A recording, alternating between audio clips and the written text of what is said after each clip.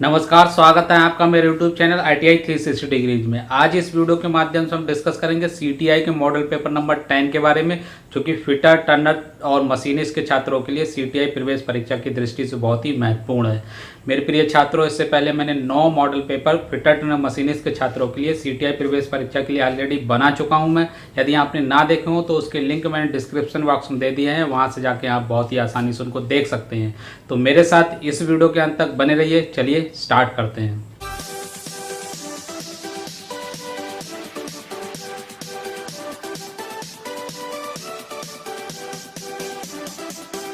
Start करते हैं। आते हैं क्वेश्चन नंबर 1 पर। जब लोड शाफ्ट के समकोण होता है तो मुख्यतः किस बेयरिंग का प्रयोग किया जाता है? ऑप्शन चेक कर लेते हैं। ऑप्शन ए है बाल बेयरिंग, ऑप्शन बी है थ्रस्ट बेयरिंग, ऑप्शन सी है रोलर बेयरिंग, ऑप्शन डी है जर्नल बेयरिंग। जब लोड शाफ्ट के समकोण होता है या फिर 90 डिग्री पर होता है या फिर परपेंडिकुलर होता है तो हम जर्नल बेयरिंग का प्रयोग करते हैं। इसलिए क्वेश्चन नंबर 1 का सही उत्तर हुआ ऑप्शन डी, जर्नल बेयरिंग। आगे बढ़ते हैं। आते हैं क्वेश्चन नंबर 2 पर। इस लैपिंग टूल का क्या नाम है? चित्र में एक लैपिंग टूल दिखाया गया है। इस लैपिंग टूल का हमें नाम बताना है। ऑप्शन चेक कर लेते हैं। ऑप्शन ए है split bush lap, option B है adjustable ring lap, option C है adjustable solid lap, option D है chargeable cylindrical lap.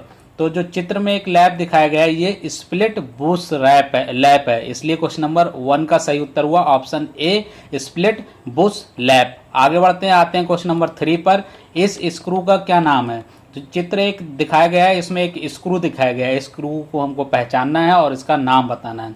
Option check कर लेते हैं। ऑप्शन ए है hexagonal head screw, option B है ग्रब स्क्रू, ऑप्शन सी है round head screw, option D है square head screw. तो जो चित्र में स्क्रू दिखाया गया है ये ग्रब स्क्रू है। इसलिए क्वेश्चन नंबर 3 का सही उत्तर हुआ ऑप्शन बी, ग्रब स्क्रू। आगे बढ़ते हैं। आते हैं क्वेश्चन नंबर 4 पर। इस स्क्रू का क्या नाम है? चित्र एक दिया गया है, इसमें एक स्क्रू दिया गया है। इस स्क्रू को हमें पहचानना है और इसका नाम बताना है। तो चलिए ऑप्शन चेक कर लेते हैं। ऑप्शन ए है hexagonal socket head cap screw, option B है ग्रब स्क्रू, ऑप्शन सी है countersunk head screw, option D है रेज्ड चीज हेड स्क्रू। तो हम जैसे कि चित्र में देख रहे हैं ये एक स्क्रू है जिसका जो हेड होता है वो हेक्सागोनल है। तो इस प्रकार के जो स्क्रू होते हैं वो होते हैं hexagonal socket head cap screw. इसलिए क्वेश्चन नंबर 4 का सही उत्तर हुआ option A, hexagonal socket head cap screw. आगे बढ़ते हैं। आते हैं क्वेश्चन नंबर 5 पर। सीमित जगहों में किस बेयरिंग का प्रयोग किया जाता है? मतलब क्वेश्चन में ये पूछा गया है जहां पर सीमित जगह होती है या कम जगह होती है उसमें किस प्रकार के बेयरिंग का प्रयोग किया जाता है। ऑप्शन चेक कर लेते हैं। ऑप्शन ए है नीडल बेयरिंग, ऑप्शन बी है थ्रस्ट बाल बेयरिंग, ऑप्शन सी है taper roller bearing, option D है एंगुलर कॉन्टैक्ट बाल बेयरिंग।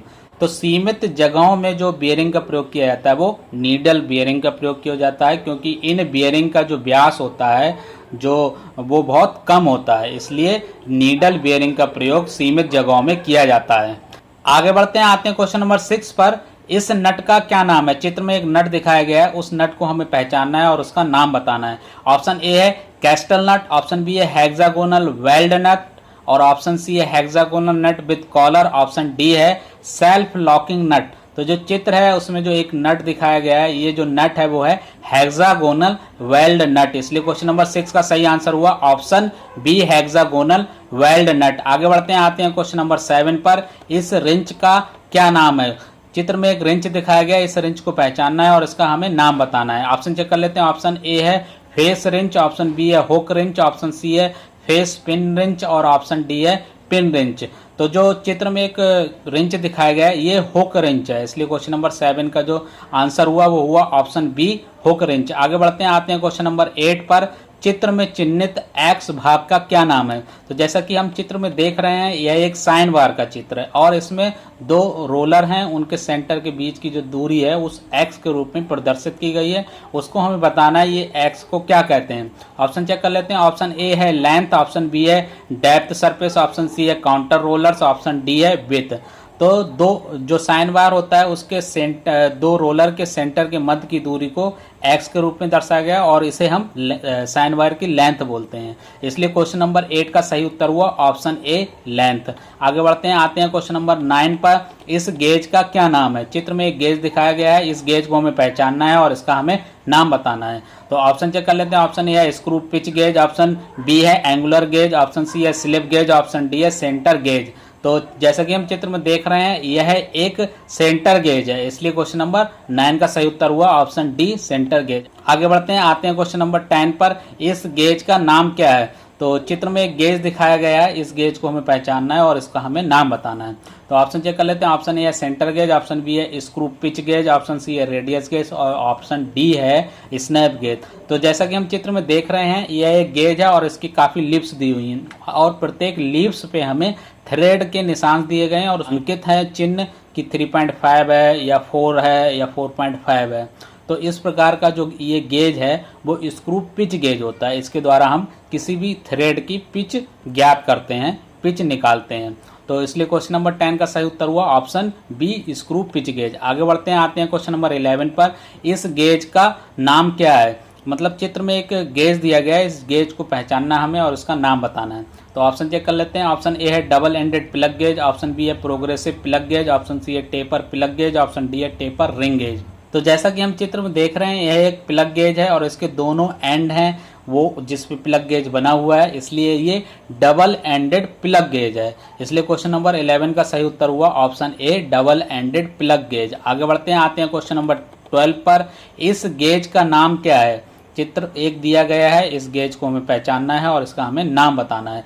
ऑप्शन चेक कर लेते हैं। ऑप्शन ए है double ended plug gauge, option B है progressive plug gauge, option C है taper plug gauge, option D है टेपर रिंग गेज। तो जैसा कि हम चित्र में देख रहे हैं यह एक टेपर प्लग गेज है, इसलिए क्वेश्चन नंबर 12 का सही उत्तर हुआ option C taper plug gauge. आगे बढ़ते हैं, आते हैं क्वेश्चन नंबर 13 पर। इस गेज का नाम क्या है? चित्र एक दिया गया है, उसमें एक गेज बना है, उस गेज का हमें नाम पहचानना है।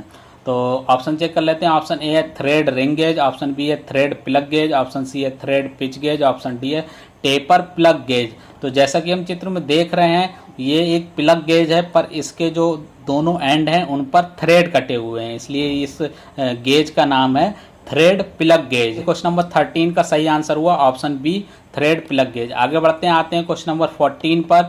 इस गेज का नाम क्या है? क्वेश्चन में एक चित्र दिया गया है, उस चित्र में एक गेज है, उस गेज को हमें पहचानना है, उसका नाम बताना है। तो ऑप्शन चेक कर लेते हैं। ऑप्शन ए है thread ring gauge, option B है thread snap gauge, option C है thread plug gauge, option D है नन ऑफ अबव, ऊपर में से कोई नहीं।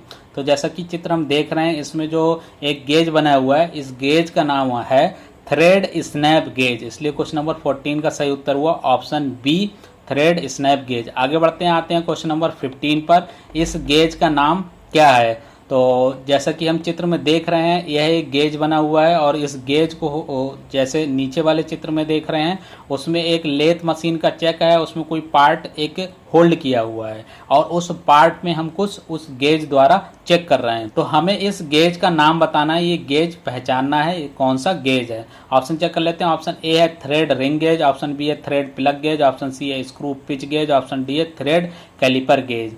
तो हम जैसे कि चित्र में देख रहे हैं इस गेज के द्वारा जो पार्ट है उसके इंटरनल थ्रेड्स हैं उनको मेजर किया जा रहा है या उनको नापा जा रहा है, इसलिए जो क्वेश्चन नंबर 15 में जो गेज दिखाया गया है वो थ्रेड प्लग गेज है, इसलिए क्वेश्चन नंबर 15 का सही उत्तर हुआ option B thread plug gauge. जो चित्र में दर्शाया गया है वो थ्रेड प्लग गेज है। आगे बढ़ते हैं, आते हैं क्वेश्चन नंबर 16 पर। शाफ्ट के बाहरी व्यास पर स्वीकृत साइज की जांच करने के लिए निम्न में से किस गेज का प्रयोग किया जाता है?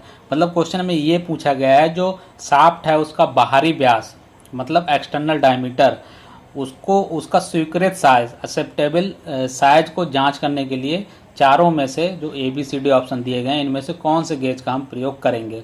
ऑप्शन चेक कर लेते हैं। ऑप्शन ए है रिंग गेज गो, ऑप्शन बी है प्लग गेज गो, ऑप्शन सी है रिंग गेज नो गो, ऑप्शन डी है प्लग गेज नो गो। शाफ्ट का बाहरी व्यास मापने के लिए हम रिंग गेज का प्रयोग करते हैं और स्वीकृत साइज नापने के लिए हम गो गेज का प्रयोग करते हैं, इसलिए शाफ्ट के बाहरी व्यास पर स्वीकृत साइज की जांच के लिए हम रिंग गो गेज का प्रयोग करेंगे, इसलिए क्वेश्चन नंबर 16 का सही उत्तर हुआ ऑप्शन ए रिंग गेज गो। आगे बढ़ते हैं, आते हैं क्वेश्चन नंबर 17 पर। एक्स के रूप में चिन्हित भाग का क्या नाम है? तो चलिए हम ऑप्शन चेक कर लेते हैं। ऑप्शन ए है बाल केस, ऑप्शन बी है inner case, option C outer case, option D है बाल सेपरेटिंग गेज। तो जैसा कि हम चित्र में देख रहे हैं, ये चित्र एक बियरिंग का है और इस बियरिंग में जैसे कि एक्स के रूप में जो चिन्हित भाग हमें दिख रहा है, इसको हम बोलते हैं बाल सेपरेटिंग गेज। इसलिए क्वेश्चन नंबर 17 का सही उत्तर हुआ ऑप्शन डी बाल सेपरेटिंग गेज। आगे बढ़ते हैं, आते हैं क्वेश्चन नंबर 18 पर। कम लोड और कम गति के एप्लीकेशन के लिए कौन सी बियरिंग सामग्री का प्रयोग किया जाता है? मतलब क्वेश्चन में ये पूछा गया है कि जहां कम लोड लेना हो और जहां पर कम गति देना हो, उस एप्लीकेशन के लिए किस सामग्री या किस मटेरियल का बियरिंग प्रयोग किया जाता है? ऑप्शन चेक कर लेते हैं। ऑप्शन ए है कास्ट आयरन, ऑप्शन बी है टिन ब्रॉन्ज, ऑप्शन सी है कैडमियम बेस्ड अलॉय और ऑप्शन डी है कॉपर एंड लेड अलॉयज। तो कम लोड और कम गति को एप्लीकेशन के लिए हम कास्ट आयरन का प्रयोग करते हैं, इसलिए क्वेश्चन नंबर 18 का सही उत्तर हुआ ऑप्शन ए कास्ट आयरन। आगे बढ़ते हैं, आते हैं क्वेश्चन नंबर 19 पर। निम्न में से सबसे कम व्यास किस बियरिंग का होता है?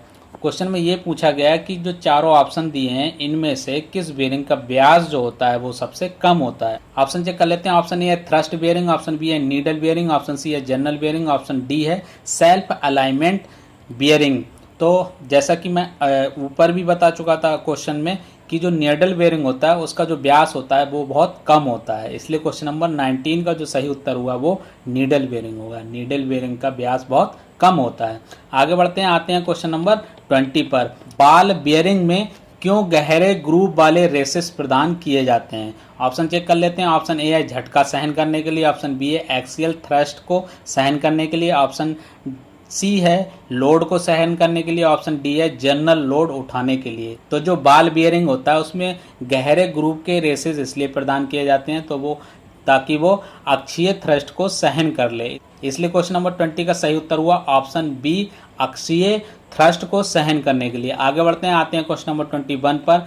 किस बियरिंग में लोडिंग बियरिंग अक्ष के समांतर होती है? क्वेश्चन में ये पूछा गया है कि कौन सा बियरिंग होता है जिसमें जो लोडिंग होती है वो बियरिंग अक्ष के समांतर या फिर पैरेलल होती है? ऑप्शन चेक कर लेते हैं। ऑप्शन ए है स्प्लिट बियरिंग, ऑप्शन बी है प्लेन बियरिंग, ऑप्शन सी है थ्रस्ट बियरिंग, ऑप्शन डी है रेडियल बियरिंग। तो जो थ्रस्ट बियरिंग होता है उसमें जो बियरिंग लोड होता है वो अक्ष के समांतर होता है, इसलिए क्वेश्चन नंबर 21 का सही उत्तर हुआ ऑप्शन सी थ्रस्ट बियरिंग। आगे बढ़ते हैं, आते हैं क्वेश्चन नंबर 22 पर। शाफ्ट के समकोण और समांतर लोड लेने के लिए किस बियरिंग का उपयोग किया जाता है? ऑप्शन चेक कर लेते हैं। ऑप्शन ए है रोलर बियरिंग, ऑप्शन बी है tapered roller bearing, option C है self aligned roller bearing, option D है एंगुलर कॉन्टैक्ट बाल बियरिंग। तो शाफ्ट के समकोण और समांतर लोड लेने के लिए बियरिंग का प्रयोग किया जाता है, उसका नाम है टेपर्ड रोलर बियरिंग, इसलिए क्वेश्चन नंबर 22 का जो सही उत्तर हुआ कि शाफ्ट के समांतर और समकोण पर लोड लेने के लिए बियरिंग का प्रयोग किया जाता है वो टेपर्ड रोलर बियरिंग का प्रयोग किया जाता है, इसलिए क्वेश्चन नंबर 22 का सही उत्तर हुआ option B tapered roller bearing. आगे बढ़ते हैं, आते हैं क्वेश्चन नंबर 23 पर। एंगुलर थ्रस्ट के साथ साथ रेडियल लोड उठाने के लिए किस बियरिंग का प्रयोग किया जाता है? ऑप्शन चेक कर लेते हैं। ऑप्शन ए है बाल बियरिंग, ऑप्शन बी है रोलर बियरिंग, ऑप्शन सी है taper roller bearing, option D है angular contact ball bearing.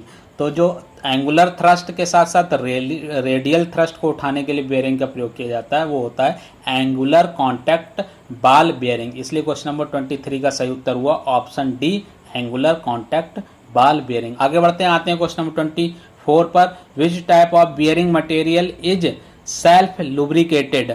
Option check कर लेते हैं। ऑप्शन ए है व्हाइट मेटल, ऑप्शन बी है सिंथर्ड अलाय, ऑप्शन सी है एल्युमिनियम अलाय, ऑप्शन डी है कैडमियम बेस्ड अलाय। मतलब क्वेश्चन में ये पूछा गया है कि कौन सा बियरिंग मटेरियल है वो सेल्फ लुब्रिकेटेड होता है। तो जो सिंथर्ड अलाय का मटेरियल होता है वो सेल्फ लुब्रिकेटेड होता है, इसलिए क्वेश्चन नंबर 24 का सही उत्तर हुआ ऑप्शन बी सिंथर्ड अलाय। आगे बढ़ते हैं, आते हैं क्वेश्चन नंबर 25 पर। बहुत भारी रेडियल और थ्रस्ट लोड लेने के लिए किस बेयरिंग का प्रयोग किया जाता है? ऑप्शन चेक कर लेते हैं। ऑप्शन ए है बाल बेयरिंग, ऑप्शन बी है पुश बेयरिंग, ऑप्शन सी है निडल बेयरिंग और ऑप्शन डी है टेपर रोलर बेयरिंग। तो बहुत भारी रेडियल और थ्रस्ट लोड लेने के लिए जिस बेयरिंग का प्रयोग किया जाता है वो बेयरिंग होता है टेपर रोलर बेयरिंग। इसलिए क्वेश्चन नंबर 25 का सही उत्तर हुआ option D, taper roller bearing. ये थे 25 महत्वपूर्ण प्रश्न जो कि फिटर, टर्नर, मशीनिस्ट के छात्रों के लिए सीटीआई प्रवेश परीक्षा की दृष्टि से बहुत ही महत्वपूर्ण है। मेरे प्रिय छात्रों, ऐसे और भी मॉडल पेपर मेरे चैनल पर अपलोड किए जाएंगे, तो यदि आप मेरा वीडियो पहली बार देख रहे हैं तो मेरे चैनल को सब्सक्राइब कर लीजिए, नोटिफिकेशन बेल दबा लीजिए, ताकि जैसे ही वीडियो मेरे चैनल पर अपलोड हो उसके नोटिफिकेशन पास पहुँच सकें। धन्यवाद।